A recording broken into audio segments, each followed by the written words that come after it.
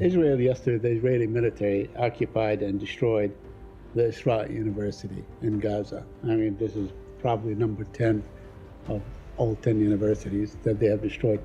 And is it the assessment of this department or this government that this was a legitimate target?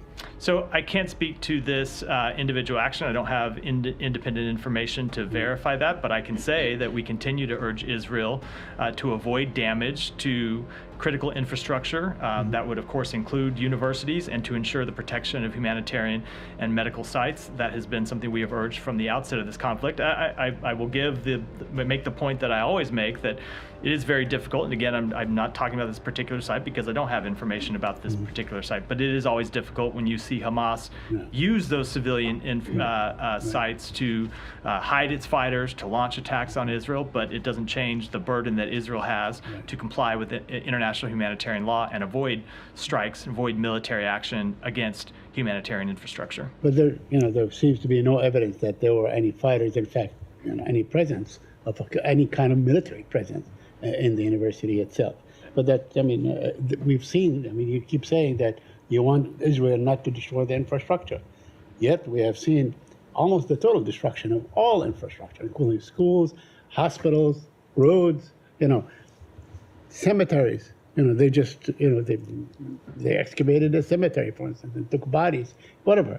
This is not exactly tell us in any way that the government of Israel is really paying heed to what you tell them, in any way, by any measure. They're not listening to you. So we have seen them take some steps to add civilian infrastructure to deconfliction sites.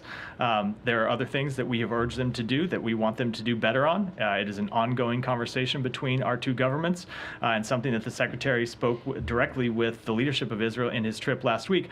But again, there is also this problem that Hamas does continue to hide in and under civilian infrastructure. So when you see a strike against any one piece of civilian infrastructure, to assess the validity of that strike, you have to know what it is that was there, and we don't always know that. At least I don't know that when I'm speaking from here. Yeah, and I suspect that a lot of the people writing about it don't know it either. It's very hard to know the facts on the ground. Okay.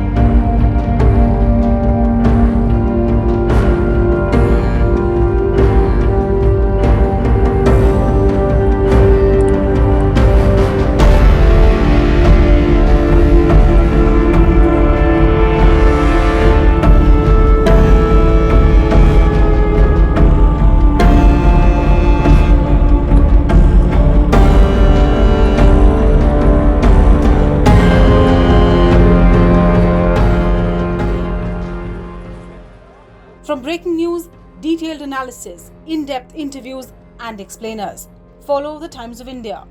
Subscribe to our YouTube channel. Don't forget to like our videos and hit the bell icon to stay updated with the latest.